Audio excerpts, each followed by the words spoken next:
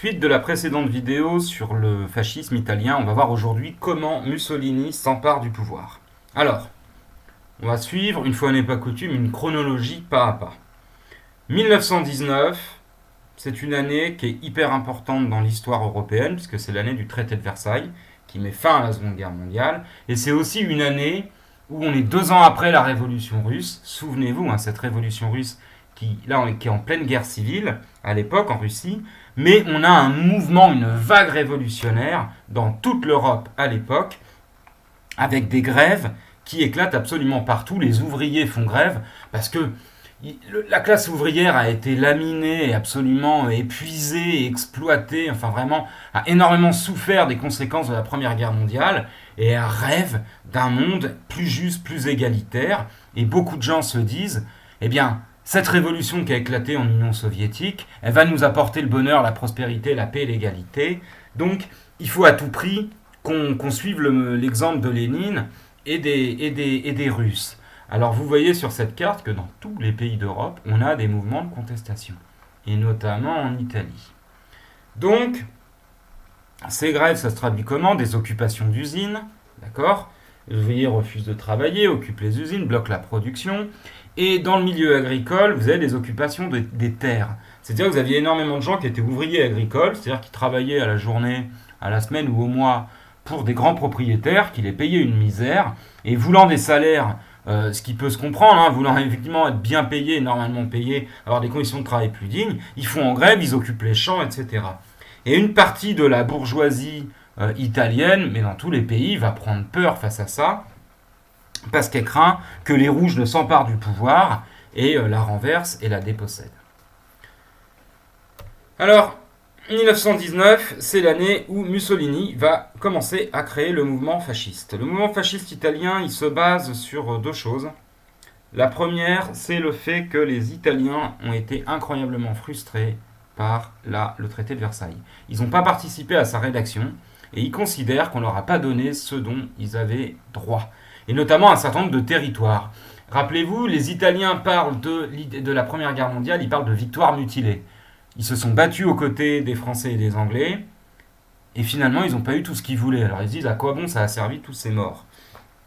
Et c'est dans ce cadre-là que Mussolini va s'appuyer sur les anciens combattants italiens, qui sont incroyablement frustrés de cette battue, ils ont l'impression pour rien, d'une demi-victoire, et qui va créer un parti, d'accord, d'abord un mouvement qu'on appelle les faisceaux de combat. Alors vous voyez, les faisceaux de combat, c'est quoi? Eh bien c'est simple, ce sont des hommes à qui on a donné un uniforme assez simple, des chemises qu'on appelle les chemises noires, d'accord, c'est comme ça qu'on va appeler ces groupes, des chemises noires, parce qu'ils portent des chemises noires et des bottes.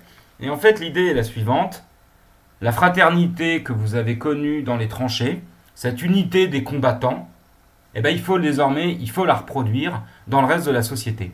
Sous-entendu, l'expérience des anciens combattants au front, où ils étaient unis, où ils ont appris à commander, à être soudés, à être solidaires, à avoir le sens du sacrifice, etc., etc., eh bien désormais, il faudra l'appliquer à toute la société. Donc Mussolini crée les petits groupes, d'accord, dont le but est très simple, dans cette Italie qui est frustrée, qui est soumise aux grèves, au mouvement révolutionnaire, qui est un peu désemparé, il dit si on veut rétablir l'ordre, eh bien c'est simple, il faut s'appuyer sur les anciens combattants et leurs valeurs. Donc il va créer les premiers faisceaux de combat en 1919, ces petits groupes qui vont servir à quoi? En fait, à être des briseurs de grève. Qu'est-ce qu'ils vont faire? Eh bien, quand il y aura des grèves dans une usine ou une occupation d'une ferme ou de grands domaines agricoles, ils arriveront, ils tabasseront les grévistes, ils s'en prendront aux militants révolutionnaires communistes, etc. Et donc petit à petit, une partie de la bourgeoisie italienne va faire appel à eux pour rétablir l'ordre, entre guillemets, et lutter contre le mouvement révolutionnaire. Donc ils vont incarner la force, la brutalité et l'ordre retrouvés face à la menace du désordre rouge. Alors en 1921, 2 ans après la création des faisceaux de combat, là, ces mouvements, là, ces chemises noires, il crée son parti, le Parti national fasciste. Il se dit, il faut que je crée absolument ça. Pourquoi?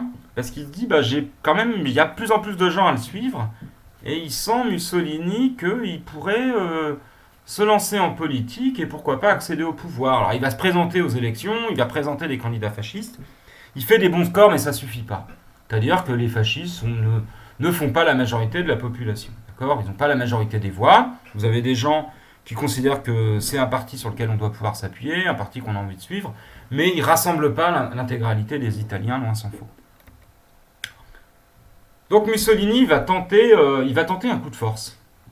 Comme il ne gagne pas les élections, en 1922, il va organiser ce qu'on a appelé la marche sur Rome. Alors, qu'est-ce que c'est que la marche sur Rome ? Eh bien, l'Italie, à l'époque, c'est une monarchie parlementaire, c'est-à-dire que vous avez un roi qui s'appelle Victor Emmanuel, et ce roi, alors c'est un peu comme la reine d'Angleterre, il ne gouverne pas le pays, hein. Vous avez des élections, et c'est ceux qui remportent les élections qui sont nommés Premier ministre, et qui vont gouverner le pays, mais il a quand même un certain rôle. Et ce que va faire Mussolini, c'est qu'en fait, il va demander à ses chemises noires de s'en prendre aux démocrates, aux socialistes, aux communistes, et à partir de octobre 1922, il va dire au roi d'Italie, ben c'est simple, si tu ne nous donnes pas le pouvoir, on va s'en emparer. On va s'en emparer comment ? Eh ben on partira de toutes les villes d'Italie, et vous aurez des petits groupes comme ça qui défileront dans les villes italiennes, et qui vont aller vers Rome. Pourquoi Rome est la capitale ? Et il dit, ben c'est simple, il lance un ultimatum au roi en lui disant, si tu ne nous remets pas le pouvoir, on s'en empare par la force et on fait un coup d'État. Donc c'est un énorme coup de pression, si vous voulez, qui met au roi d'Italie avec ses chemises noires, qui défilent dans toute l'Italie et qui marchent vers Rome. Et on constate qu'on a une partie des Italiens qui ne seraient pas du tout contre le fait que les fascistes s'emparent du pouvoir pour mettre de l'ordre. Et ça va fonctionner. En octobre 1922, le roi d'Italie va nommer Mussolini chef du gouvernement. Alors Mussolini, il a quand même un certain nombre de gens qui s'opposent à lui. Effectivement, il y a des démocrates qui sont élus, vous avez des socialistes qui sont députés, qui sont une opposition au parti fasciste. Mussolini, bon, il est chef du gouvernement, mais il n'a pas les pleins pouvoirs. Et notamment, il y a un homme qui s'oppose à lui, qui est un député, qui s'appelle Matteotti. Et que vont faire les fascistes italiens ? Eh bien, ils vont l'assassiner en juin 1924. Vous avez des militants fascistes qui vont assassiner Matteotti, et Mussolini, au lieu de dire « Ah non, c'est pas moi », va tout à fait l'assumer. Il va dire, il n'y a pas de problème, j'assume absolument qu'on tue les opposants. Et qu'est-ce qu'il va faire à partir de ce moment-là ? Eh bien, il va sauter, il va franchir le Rubicon, comme on dit, il va sauter le pas, et il va mettre en place officiellement une dictature, et faire voter un certain nombre de lois, d'accord, qui vont en fait supprimer toutes les libertés fondamentales. D'accord ? Il commence par tuer ses opposants, les autres prennent peur, et à partir de 1925-1926, il fait passer des lois qui suppriment la démocratie. Supprime la liberté de la presse, supprime le droit des partis politiques d'exister, donc seul le parti fasciste est autorisé, il supprime les élections générales, etc., etc. Et donc il y a un certain nombre de lois, vous voyez, dissolution de tous les partis politiques, suppression des syndicats, donc les ouvriers ont pas le droit des organisations, interdiction du droit de grève, censure de la presse, c'est-à-dire que toute information qui ne va pas dans le sens du gouvernement fasciste est interdite. Recensement des individus suspects, c'est-à-dire tous les opposants, la police a des listes, ils peuvent être arrêtés, pourchassés, emprisonnés, assassinés. Et on crée une police secrète qui est chargée de traquer toutes les personnes qui voudraient tenter de renverser Mussolini ou menacer les intérêts de l'État. Et donc en fait, comprenez, 1922, Mussolini est nommé chef du gouvernement. 1924, il fait assassiner son principal opposant. 1925-1926, il fait voter des lois qui petit à petit suppriment toutes les libertés et toute démocratie en Italie. Ce qui fait qu'en 1926, il est seul maître de l'Italie et le parti fasciste italien a pris le contrôle de la société italienne.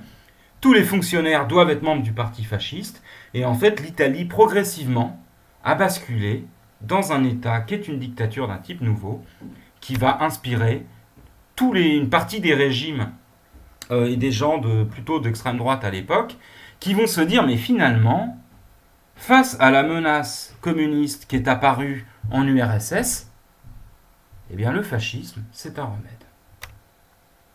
Voilà. Je vous laisse noter ça et on verra au prochain cours, je vous ai parlé de l'URSS, ce qui se passe dans les années 20 en URSS et comment à la fin des années 20, vous avez un homme qui s'appelle Joseph Staline qui a pris le pouvoir. Merci à vous.